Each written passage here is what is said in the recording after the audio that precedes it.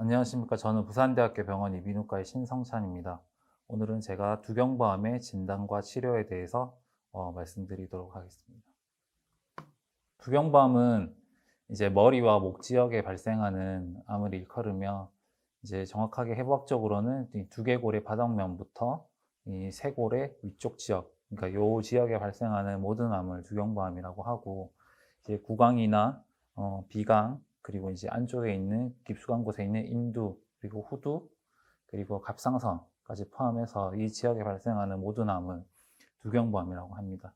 이 지역은 주로 상부 소화 호흡기관이 존재하기 때문에 우리가 이제 음식을 먹고 이제 공기가 통과하는 지역이기 때문에 그런 이제 그쪽에 발생하는, 그쪽을 지나가는 이제 뭐 발암 물질이나 이런 것들이 연관이 되게 되고, 이 두경부 쪽에 이제 기능은 우리가 숨을 쉬고 그다음에 음식을 먹고 하는 이제 생존의 필수적인 기능이 이제 담당을 하고, 그다음에 이제 말을 하고, 사람은 사회적인 동물이기 때문에 말을 하고 살 수밖에 없기 때문에, 그래서 말을 하는 중요한 기능도 담당을 하고, 이제 냄새를 느끼고 맛을 보는 삶의 질과도 밀접한 연관이 있는 지역이 되겠습니다. 그래서 또한 이제 얼굴과 목을 드러나는 지역에는 얼굴과 목이 있기 때문에 미용적으로도 이제 중요한 역할을 하고 있습니다. 그래서 두경부의 해부는 아까 말씀드렸다시피 이제 비강, 부비동이 있고, 그다음에 입 쪽에는 구강, 그리고 안쪽에 있는 공간을 인두라고 하고, 인두는 코 쪽에 있는 것을 이제 비인두, 그다음에 입 쪽에 있는 인두를 이제 입구자를 써서 구인두, 그다음에 아래쪽에 있는 인두를 하인두라고 이제 구분을 짓게 됩니다. 그리고 이제 우리가 숨을 쉬고 말을 하는 후두가 있고 갑상선이 있고 이렇게 되겠습니다. 그다음에 이제 타액선도 이제 그 두경부암에 포함이 되게 되는데, 타액선은 우리가 이제 주타액선과 이제 소타액선으로 이제 의학적으로 구분하게 되고, 주타액선은 우리가 귀 밑에 있는 이하선, 그리고 턱 밑에 있는 악하선, 그리고 혀 밑에 있는 설하선으로 구분을 하게 됩니다. 그래서 이런 타액선암도 두경부암에 포함이 되게 됩니다. 두경부의 또 이제 역할은 이제 또 중요한 것이 이제 머리와 몸통을 연결하는 길이라는 것이 되겠고, 그래서 이제 사람이 우리가 움직이고 감각을 느끼는 이런 모든 신경들이 이제 뇌에서 나와서 목을 통과해서 몸으로 가게 되는데, 그런 신경들이 다 통과하는 곳이 목이 됩니다. 그래서 목에는 이 그림처럼 아주 많은 신경들이 지나가고 있고, 또한 이제 뇌가 이제 혈액을 공급받는 중요한 혈관이 이제 심장에서 경동맥이라는 혈관을 통해서 뇌로 올라가기 때문에, 이렇게 이제 뇌에 혈액을 공급하는 중요한 혈관들이 다 통과를 하고 있고, 이런 신경과 혈관들이 이 좁은 장소에 밀집되어 있기 때문에 이곳에 이제 수술을 하는 것은 대단히 섬세하고, 이게 때로는 이제 까다로울 수가 있습니다. 그래서 이제 두경부암으로 들어가면, 두경부암의 역학은 이제 아까 말씀드렸다시피 주로 상부 호흡기와 소화기에서 발생을 해서 이제 흡연과 음주와 이제 아주 밀접한 연관이 있다고 알려져 있습니다. 그리고 2018년 암 등록 통계 기준에 의하면 연간 약 한 5천 명 정도가 이제 새롭게 두경부암으로 진단이 되게 되고, 이는 전체 암 환자의 약 2% 정도를 차지하고 있고, 순위로 따졌을 때는 약 10위 정도에 해당이 되게 됩니다. 그리고 주로 중년 이상의 남자분들이 대부분을 차지하고 있고, 조직학적으로는 이제 편평상피세포암이 대부분을 차지하고 있습니다. 암의 역학은 이제 이전부터 정책적인 측면과 그다음에 사회적인 인식의 개선으로 인해서 전체적인 흡연율이 감소가 일어났고, 그래서 두경부암은 아주 예전에 비해서는 완만하게 이제 점차적으로 줄어드는 추세에 있습니다. 하지만 최근 들어서는 이제 인유두종 바이러스 연관암은 늘어나고 있는 추세고, 이 인유두종 바이러스는 이제 자궁경부암에서 이제 연관성이 알려져 있는 암인데, 자궁경부암에 이제 자궁경부에 있는 인유두종 바이러스가 구강성교나 이런 것을 통해서 이제 사람의 인두로 들어와서 인두암을 일으키는 것으로 알려져 있습니다. 그래서 이렇게 인유두종 바이러스 연관암이 연구가 많이 되고 있고, 이 인유두종 바이러스암은 다른 두경부암이 감소하는 것에 비해서 늘어나고 있습니다. 그래서 국가암 등록 사업 영래 보고서를 보면 1999년부터 2017년까지 봤을 때 후두암은 크게 차이 없이 이렇게 유지를 하고 있는데, 이 인유두종 바이러스가 연관이 있다고 알려진 구강이나 인두암은 이렇게 원만하게 증가를 해서 1999년에 1,700례였던 것이 2017년 기준으로 약 3,600례로 한 2배 정도 증가를 했고, 이 구강과 인두암의 증가는 아까 말씀드렸다시피 인유두종 바이러스의 연관암의 증가와 연관이 있다고 이제 추정이 됩니다. 그래서 이 두경밤의 위험 인자는 아까 말씀드렸다시피 흡연, 음주가 아주 중요한 요인이 되겠고, 그리고 불량한 구강위생도 연관이 있고, 앞서 말씀드렸다시피 인유두종 바이러스는 인두암과 관련이 있고, 그리고 이제 앱사인 바이러스라는 바이러스는 이제 나중에 말씀드리겠지만 비인강암과 연관이 있습니다. 그리고 이외에도 어떤 맞지 않는 구강 보철물, 틀니가 맞지 않아서 지속적으로 이제 구강 점막을 자극을 해서 이게 만성적으로 자극을 했을 때 구강암을 일으킬 수가 있고, 또한 치아가 날카로워서 반복적인 구강 상처가 발생을 했을 때도 이제 구강암을 일으킬 수 있습니다. 그리고 이제 구강에 어떠한 상처가 생겼을 때 그것을 낫기 위해서 어떤 전문의의 처방 없이 이런 산성이나 어떤 알칼리성 약품을 의사의 처방 없이 환자 마음대로 이제 사용을 해서 지속적으로 구강을 자극했을 때 화학적으로 상처를 입게 되어서 이게 반복이 되면 이제 암으로 변하게 될 수가 있습니다. 두경밤의 특징은 이제 이 두경밤은 기타 이제 우리 주요 암과 다르게 이제 건강검진에 포함이 되지 않기 때문에 이제 조기에 발견되는 경우가 좀 드물고, 그래서 또 두경밤 자체도 증상이 뚜렷하지 않는 경우가 많아서 간과되기 쉽고, 그래서 상당수의 환자들이 진행이 되어서 병원에 내원하는 경우가 많다는 점이 있습니다. 그리고 이제 담배를 굉장히 많이 피시고 술을 많이 드시는 분들이 많이 생기고, 이런 두경밤이, 그리고 이런 분들이 보면 대부분 다 이제 경제적으로 어렵거나 가족의 지지가 부족해서 뭐 주로 혼자 사시거나 이런 분들이 많아서 저희가 치료할 때 좀 어려운 점이 있습니다. 그래서 두경밤과 흡연은 이제 아주 흡연과 음주는 뗄래야 뗄 수 없는 관계인데, 교과서적으로는 흡연자의 경우에는 비흡연자에 비해서 약 5배의 두경밤 발병률이 높으며, 술을 같이 마실 경우에는 이 위험도가 최대 15배까지 상승한다고 알려져 있습니다. 이는 흡연과 음주를 함께 할 경우 담배의 발암 물질이 용이와 흡수가 더 잘 되기 때문에 술과 담배를 함께 하는 경우에는 두경밤의 위험도가 매우 높아짐으로 주의를 해야겠습니다.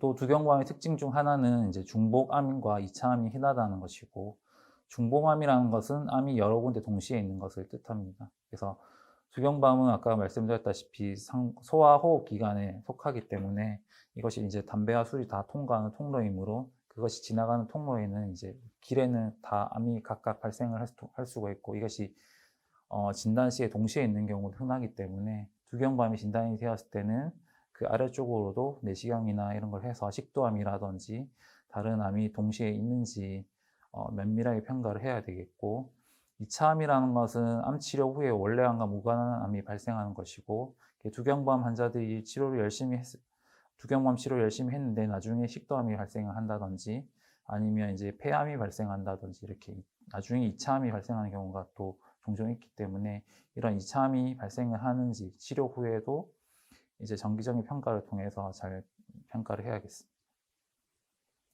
그래서 이것은 흡연 관련된 포스터이고, 영국 암재단에서 이제 두경밤 관련한 홍보 포스터입니다. 그래서 이것을 읽어보면 이제 구강암 걸린 여성분인데, 나는 담배가 폐암을 일으키는지는 알고 있었다. 하지만 이제 내가 나이 45세에 이 흡연이 나에게 구강암을 가져다 줄지는 꿈에도 몰랐다는 내용이고, 이 남자분도 마찬가지로 담배와 폐암은 연관성이 있는 것은 알고 있었으나 나에게 인두암을 52세에 발생하게 해서 이렇게 후두까지 절제를 하게 되었다는 내용입니다. 그래서 이 흡연은 일반인 분들이 잘 모르겠지만 흡연과 폐암의 연관성을 많이 알고 계시는데, 이 두경밤도 흡연과 밀접한 연관이 있다는 것은 꼭 알아두셨으면 좋겠고, 그래서 우리나라에도 이제 담배 옆에 보면 이제 여러 가지 이제 암 관련해서 이제 위험도를 알리는 그림들이 들어가 있고,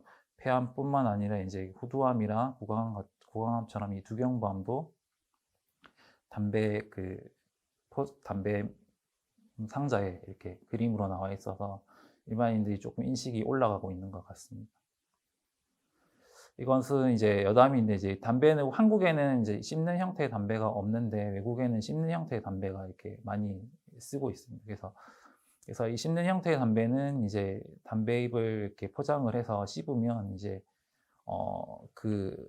권련형 흡연하는 권련형 담배보다 훨씬 높은 농도로 이제 니코틴 포함해서 여러 가지 물질들이 나오게 되어서 이제 각성 효과도 있고 스트레스를 푸는 효과도 있어가지고 이제 운동 선수들이 많이 씹는 형태의 담배를 이제 쓰고 있고, 이렇게 TV를 보시면 야구 선수들이 입을 불룩하게 해서 계속 우물우물거리고 침을 뱉고 이런 것을 이제 예전에는 많이 볼 수가 있었는데, 그것이 다 이제 씹는 형태의 담배들이고, 그래서 이제 이것도 인식이 많이 개선이 되어서 이제 규제를 많이 해서 요즘에는 안 하고 있습니다. 그래서 이제 미국의 유명한 야구 선수였던 베이브 루스도 이제 53세에 구강암으로 사망을 했는데, 베이브 루스도 이제 이 씹는 담배뿐만 아니고 이제 뭐 피는 담배까지 해서 담배 애호가였고, 그래서 53세의 짧은 생애를 마감을 했습니다. 구강암으로.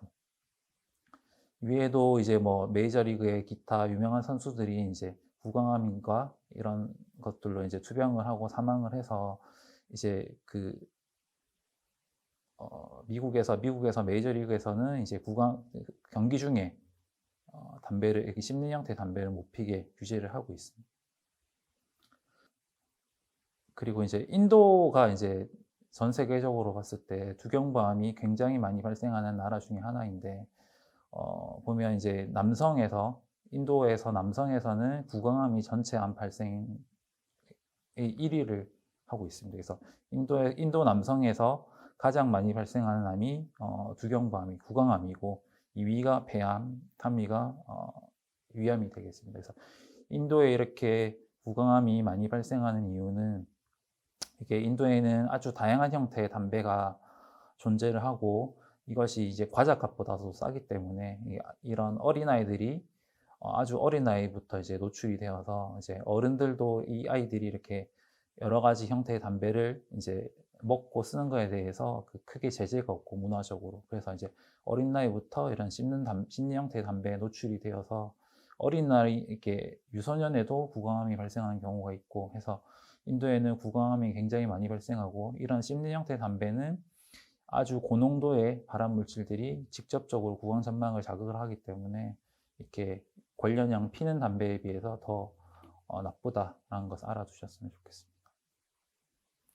그래서 두경부암의 진단은 가장 기본적으로는 병력 청취가 되겠고, 그래서 환자가 내원했을 때 의사가 이제 이 흡연력이 어느 정도 되는지, 그다음에 만져지는 목 종괴가 있는지, 목소리 변화가 있는지, 음식을 삼키기 곤란한 부분이 있는지, 통증이 있는지 등을 이제 여쭤보고, 그다음에 이제 진찰을 해야겠죠. 그래서 진찰은 이제 눈으로 진찰할 수 있는 부위는 입, 구강이나 이런 쪽은 이제 직접 입을 벌려서 눈으로 진찰하는 것이 좋고, 조금 깊은 곳은 내시경을 넣어서 이제 구석구석 면밀하게 진찰을 해야겠습니다. 그래서 진찰을 했을 때 이제 암이 의심이 되는 소견이 있다면 그 부분을 조직을 채취를 해서 진짜 이게 암 조직인지 아닌지 확인을 해야겠고, 그래서 부위가 비교적 가까운 곳에, 얕은 곳에 있다면 이제 외래에서도 간단한 국소 마취만으로 조직 검사를 할 수가 있고, 암이 의심되는 부위가 좀 깊은 곳에 있다고 하면 외래에서 조직 검사가 불가능하기 때문에 이럴 경우에는 전신 마취를 해놓고 수술실에서 조직 검사를 해야겠습니다. 그리고 이제 여러 가지 영상 검사를 해서 뭐 동반된 임파선 전이가 있는지, 뭐 이제 암의 깊이는 어느 정도인지, 주변 장기 침범이 있는지 등을 이제 영상으로 평가를 해야겠고, 이제 초음파나 CT, MRI 등을 하게 됩니다. CT는 우리가 임파선 전이를 보기가 좋고, 그다음에 혈관 침범이나 이런 것들을 보는데 용이하고, MRI는 이제 수술 전에 암과 정상 조직의 구분하는 데 있어서 CT보다 우월하기 때문에 절제 범위를 결정하는 데 있어서는 MRI가 반드시 필수적인 검사가 되겠습니다. 그다음에 초음파 조직 검사는 만져지는 목 종괴가 있을 때 그 부분을 초음파를 보면서 바늘을 찔러서 조직을 채취를 해서 이 목 종괴가 임파선 전이인지 확인하는 목적으로 초음파 조직 검사를 하게 됩니다. 그래서 이런 검사들에서 암 조직이 확인이 된다면 암 환자 등록을 하고 이제 암이 이제 그 전이된 정도를 알기 위해서 병기 설정을 위한 여러 가지 추가 검사를 하게 되고 펫CT를 포함해서 흉부 CT, 때로는 복부 CT까지 체크를 해서 암이 우리 몸에 어디까지 가 있는지 확인을 해서 병의 범위를 설정을 해서 치료 목표를 정해야겠습니다. 두경밤으로 진단이 되면 우리가 치료의 목표를 정해야 되는데 치료의 목표를 치료를 굳이 나누자면 완치, 보조, 구제, 완화 이렇게 나눌 수가 있고 처음에 진단이 되면 이제 병이 심하지 않다면 당연히 완치를 기대를 하고 이제 치료를 하게 됩니다. 그래서 병이 이제 조기에 발견돼서 암의 크기가 작고 할 때는 이제 수술 또는 방사선 단독만으로도 완치에 충분히 이를 수가 있고 병이 다소 진행이 되었다면 한 가지 치료만으로는 좀 부족할 수가 있기 때문에 수술을 해서 제거를 하고 추가적으로 방사선을 한다든지 아니면 거기에 항암제까지 더해서 이렇게 보조적으로 치료를 추가해서 완치를 기대하고 할 수가 있고 그다음에 방사선 치료 후에 암이 남았다든지 아니면 방사선 치료하고 나서 나중에 재발을 했다든지 했을 때는 이제 수술을 해서 이제 남아있는 암을 다 제거를 하는 것을 이제 구제요법이 되겠습니다. 이것들은 이제 우리가 완치를 기대를 하고 할 수 있는 치료이고 완화요법은 이제 우리가 암이 완치를 할 수 없다고 판단이 되었을 때는 이제 조금 진행 속도를 늦춘다든지 환자에게 고통을 덜하게 한다든지 이렇게 하는 완화요법을 할 수가 있겠습니다. 두경밤의 치료의 기본적인 어떤 원칙은 두경밤의 치료는 크게 아까 말씀드렸다시피 이제 수술 또는 방사선 치료가 이제 주 치료가 되겠고 수술은 이제 병변을 눈으로 보면서 확실히 제거한다는 이제 그런 목표를 가지고 들어가고 그래서 병변을 제거가 가능하다면 이제 확실히 제거할 수 있다는 장점이 있습니다. 그래서 수술을 해서 병의 크기가 작을 경우에는 방사선 치료를 피할 수 있고 이 방사선 치료는 나중에 말씀드리겠지만 한 번밖에 할 수가 없기 때문에 수술은 반면에 이제 여러 번 시행할 수 있다는 장점이 있고요. 그래서 수술의 가장 큰 단점은 이제 제거를 하는 거기 때문에 제거된 부위에 결손이 생기게 되고 이에 수반되는 기능 장애가 있게 됩니다. 방사선 치료는 수술과 다르게 이제 어떤 구조적인 제거가 없이 암을 치료할 수 있다는 장점이 있고 반면에 방사선은 이제 방사선 독성이 있기 때문에 이제 동일 부위에 다시 방사선 치료를 하기가 힘들거든요. 그래서 이제 방사선 독성으로 해서 동일 부위에 추가적인 방사선 치료가 어렵다는 단점이 있습니다. 그래서 또한 치료 중에 이제 방사선이 굉장히 강한 에너지이기 때문에 방사선이 조사가 되면 점막이 약해서 이제 우리가 이제 두경부 지역은 음식을 먹는 곳이기 때문에 이곳에 다 이제 점막이 염이 생기고 활게 됩니다. 쉽게 말하면 헐어서 치료 기간 동안 나중에 방사선 치료가 누적이 됐을 때는 이제 음식을 먹는 통로가 다 헐어가지고 이제 물도 마시기 힘들 만큼 이제 점막염이 심하게 되거든요. 그래서 이런 심한 점막염으로 인해서 식이 섭취가 어렵고 그래서 너무 기력이 떨어지고 이렇게 해서 치료를 중간에 포기하는 분들도 있고 그래서 방사선 치료가 그런 어려운 점이 있습니다. 그래서 환자의 의지가 약하거나 가족의 서포트가 낮으면 치료를 받다가 중간에 포기하는 경우도 있습니다.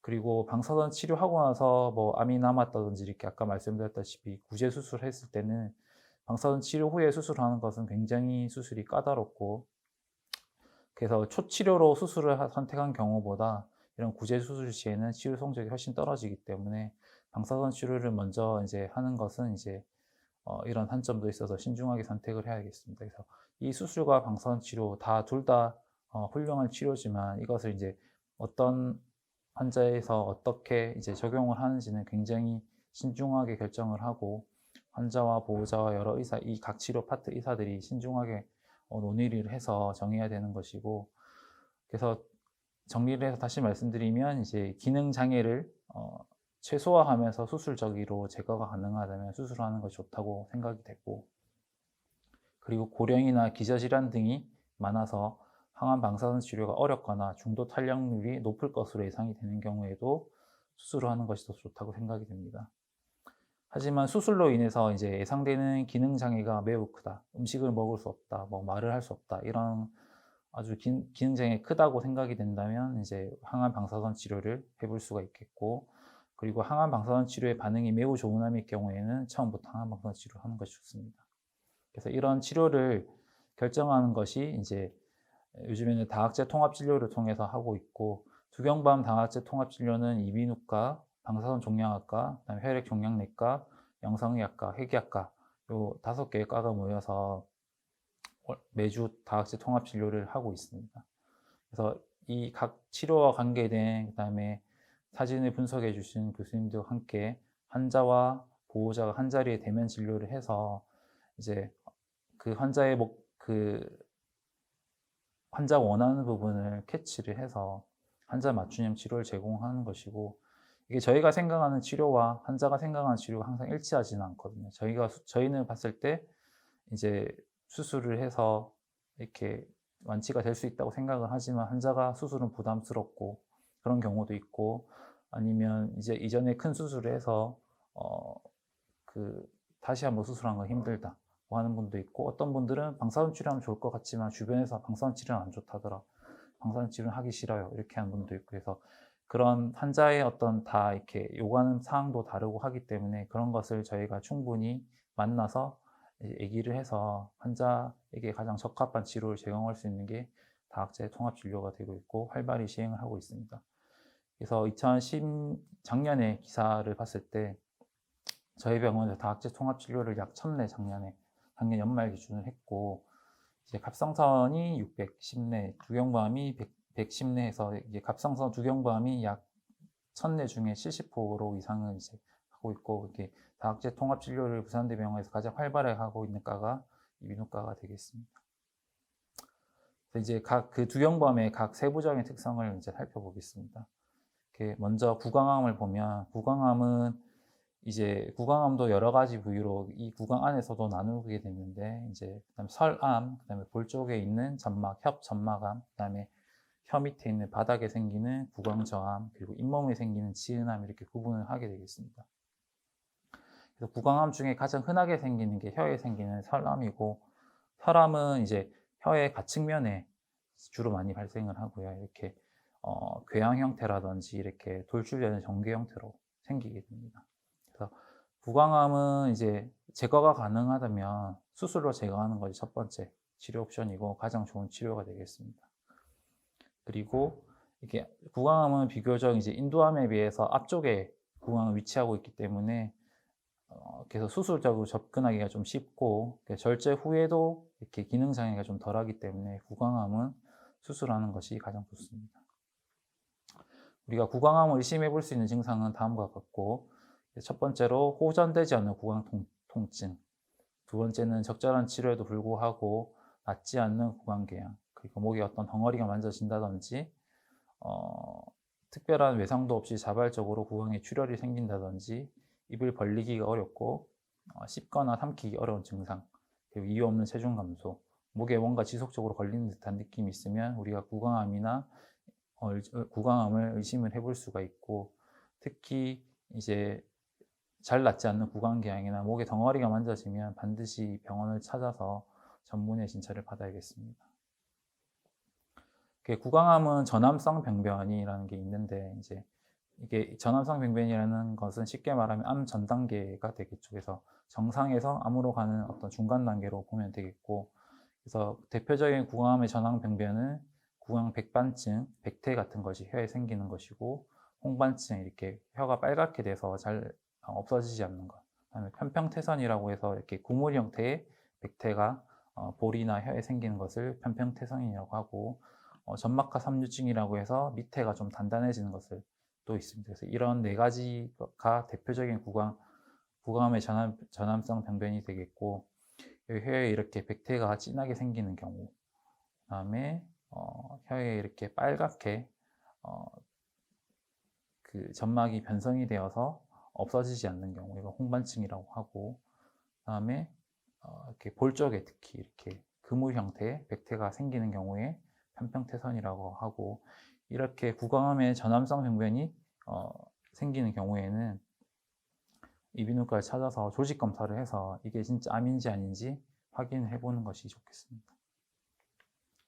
구강암의 수술적 치료를 살펴보겠습니다. 구강암은 이제 입 앞쪽에 있기 때문에 크게 이제 그 접근이 비교적 쉽고, 그래서 입을 크게 벌리고 암이 의심되는 부위를 이렇게 잡아당기거나 하면 크게 다른 부위를 가르지 않고도 이제 충분히 암을 적출을 할 수가 있고, 만약에 구강암이 좀 깊숙한 곳에 있다고 하면 이제 이 시야 확보를 위해서 이 아래 턱뼈 하악골을 이제 절골을 하고 들어가서 턱 벌린 다음에 저 뒤쪽에 있는 구강암을 제거를 해야 되는 경우가 있을 수가 있고요. 이렇게 아니면 또는 이제 그 얼굴 피부를 이렇게 들어 올려서 뒤쪽에 시야를 확보를 해서 제거를 해야 되는 경우가 있습니다. 하지만 비교적 이제 암이 작고 환자가 입이 잘 벌어지는 경우라면 크게 이렇게 침습적인 시술 없이 입 안으로만으로도 충분히 제거를 할 수가 있습니다. 구강암을 제거를 해서 이제 제거되는 부위가 크면 그 부위를 이제 새로 만들어 줘야 되고요.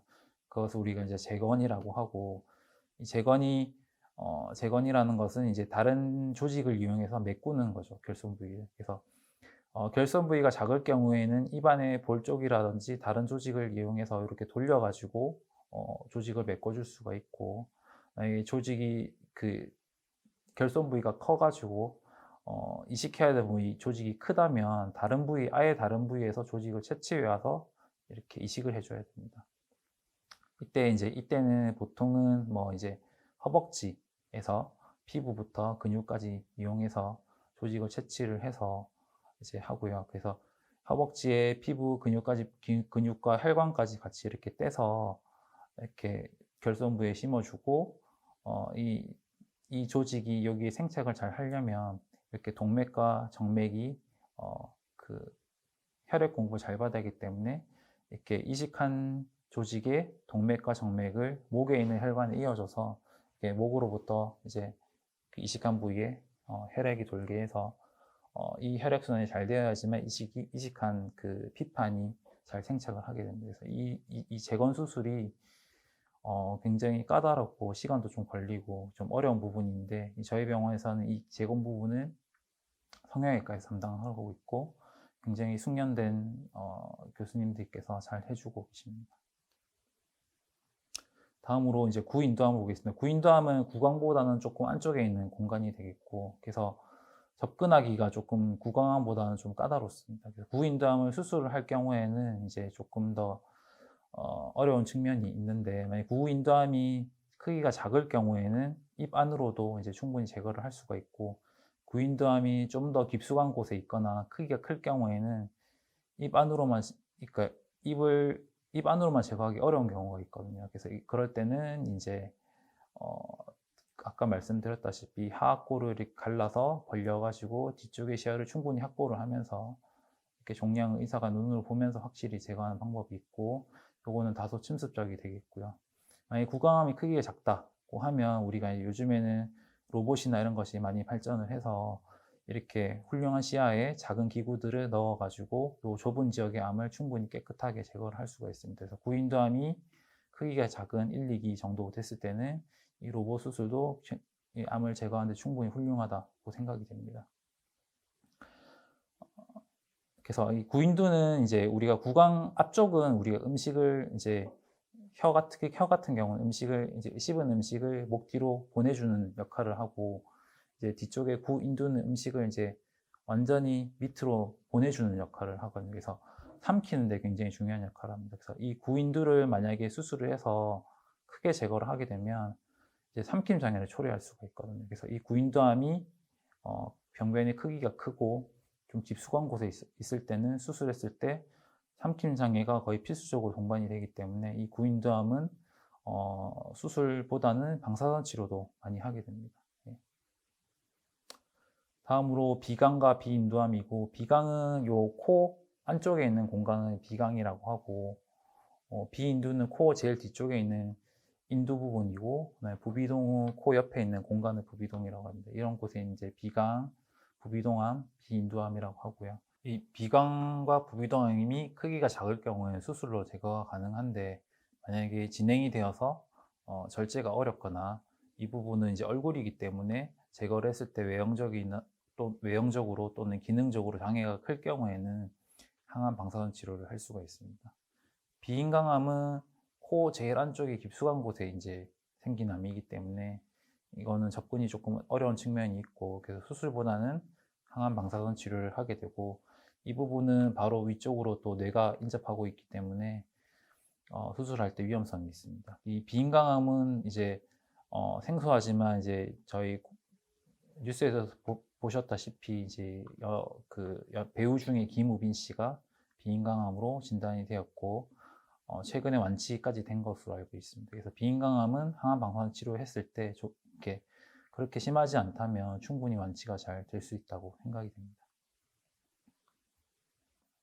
하인두암은 이제 인두 중에 제일 아래쪽에 위치한 암이고, 그래서 잘 안 보이는 지역입니다. 그래서 하인두암은 이제 특히 이제 진단이 늦게 되는 경우가 많고, 그다음에 증상도 대부분 가벼운 경우가 많고 비특이적이어가지고, 대부분이 이제 목에 임파선 전이까지 생겼을 때 목에 종괴를 주소로 내원하는 분들이 많습니다.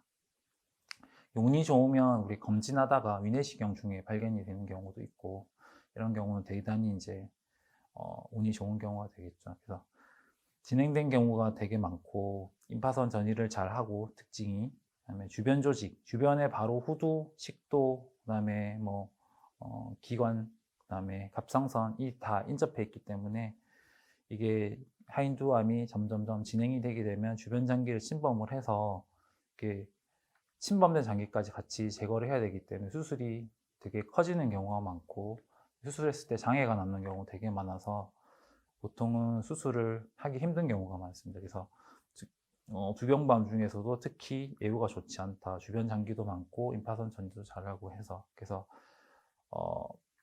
치료를 결정을 할 때 주변 장기인 식도나 후두를 살릴 수 있느냐가 이제 중요한 결정 요건이 되겠습니다.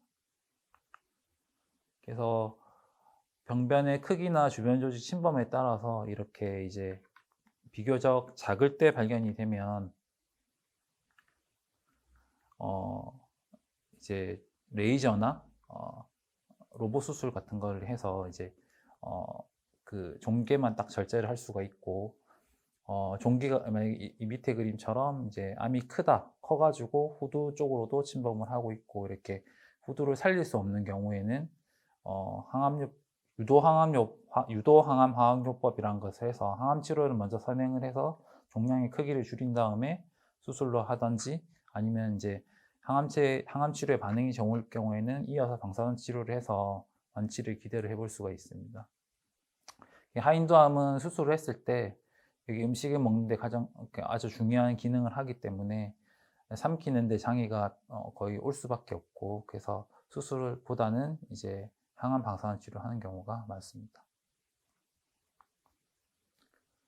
하인두암의 수술적 치료는 조기에 발견했을 경우에는 아까 말씀드렸다시피 레이저나 아니면 로봇을 이용해서 부분적으로 제거하는 것이 가능하지만, 이런 경우가 그렇게 많지는 않고 조기에 발견되는 경우가 많지 않기 때문에 대부분 진행이 되어서 오고, 진행이 되어서 왔을 경우에는 후두나 인두를 살릴 수 없는 경우가 많고, 그래서 이렇게 후두와 인두를 한꺼번에 적출을 하게 되면 이제 후두는 우리가 숨 쉬는 곳이고 인두는 음식이 통과하는 곳이기 때문에 그 부분이 이제 목에서 없어지게 됩니다. 그래서 그럴 경우에는 지금은 우리가 이제 목으로 숨도 쉬고 음식도 먹고 하지만, 이게 없어지면 쉽게 말하면 숨 쉬는 길과 먹는 길이 이제 분리가 되는 거거든요. 그래서 숨 쉬는 우리가 이제 기관은 목 바깥으로 빼서 영구적으로 기관 절개공을 만들어서 이렇게 이쪽 구멍으로 숨을 쉬고, 음식이 통과하는 인두는 이렇게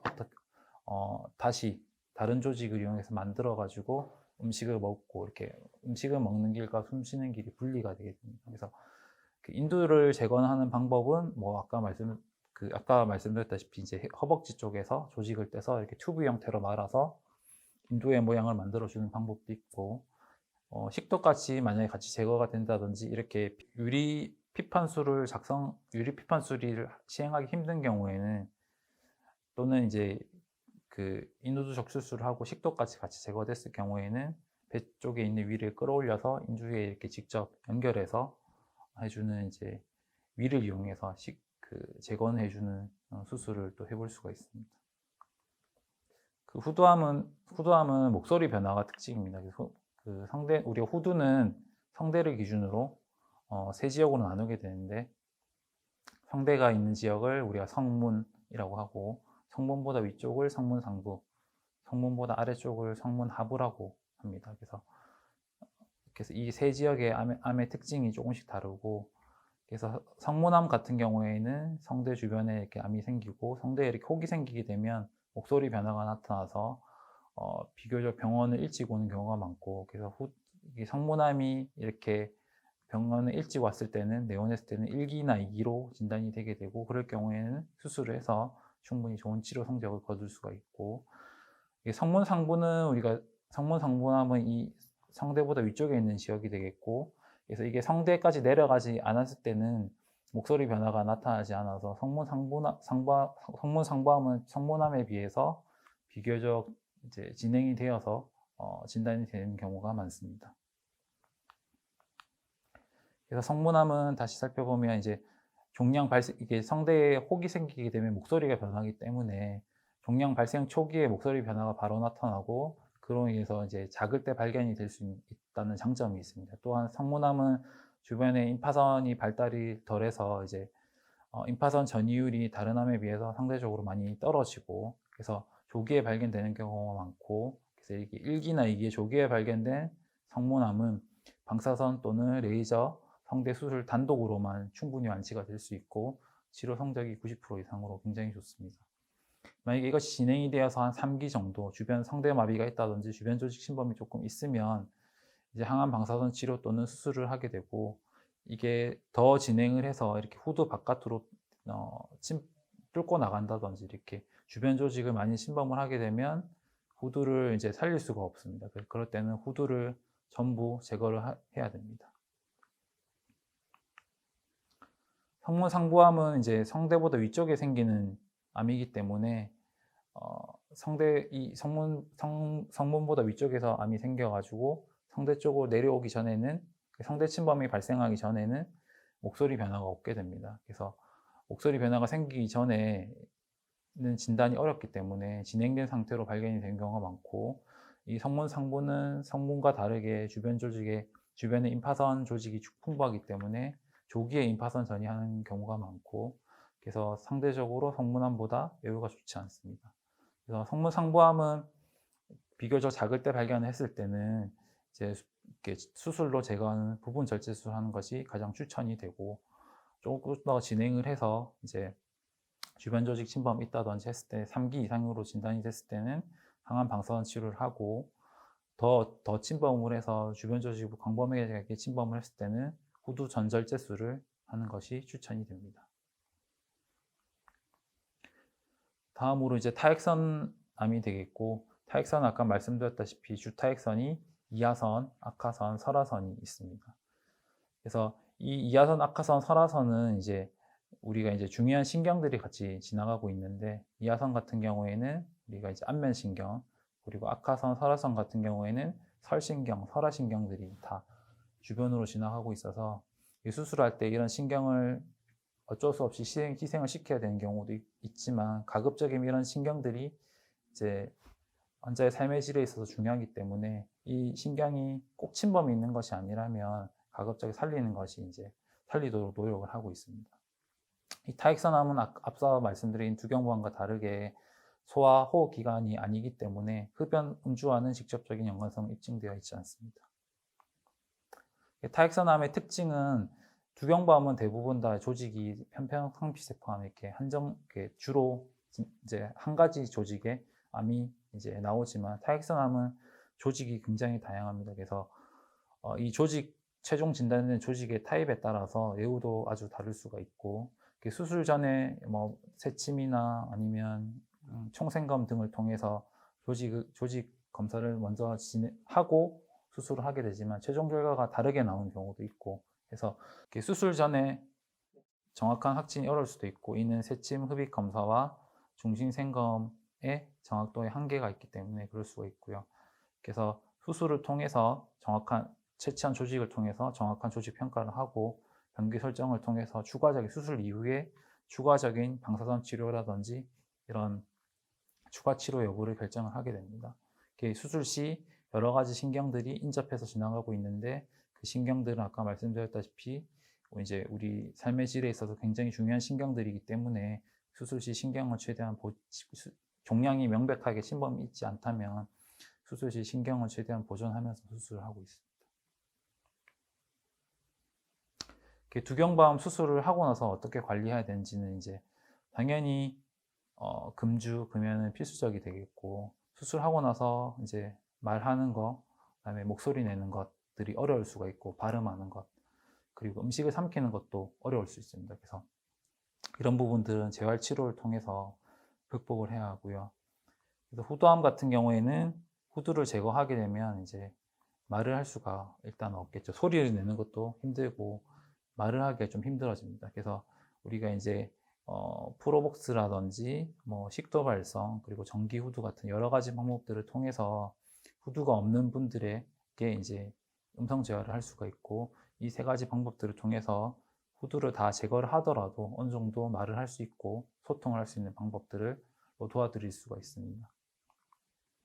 다음에 연화재활은 이제 우리가 이제 음식을 수술을 하게 되면 이제 여러 가지 부분에서 음식을 삼키기가 힘들 수가 있고, 만약에 설암 같은 경우 수술을 하게 되면 이게 음식이 입 앞쪽에 남아서 그 목 뒤로 넘기기가 어려운 경우가 있고요. 그 다음에 구인도암 같은 경우에는 음식을 뒤로 보내더라도 뒤에서 삼키기 힘든 경우가 있고, 또는 음식이 잘 넘어갔는데 이것이 식도로 올바르게 넘어가지 못하고 가면 안 되는 곳인 기관지로 넘어가서 사례가 들리는 경우가 있고, 이렇게 연화장애가 수술 후에 생길 수가 있습니다. 그래서 이런 연화장애들은 이제 재활학과에 의뢰를 해서 여러 가지 재활치료 등을 재활치료법을 통해서 그 보상 동작을 익히고 보상 기법을 익히고 해서 이제 어느 정도 보완을 해줄 수가 있습니다. 그래서 수술 이후에 이런 연화재활도 반드시 동반이 되어야 합니다.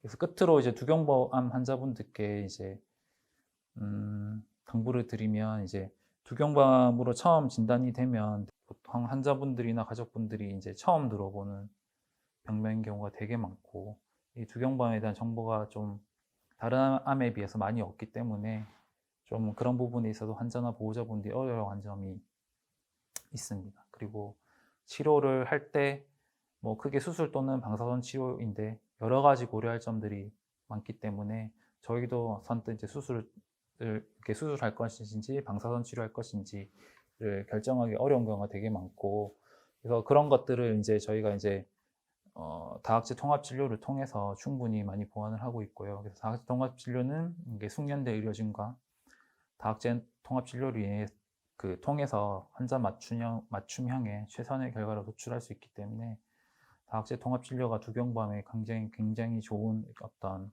치료 모달리티가 된다고 생각이 됩니다.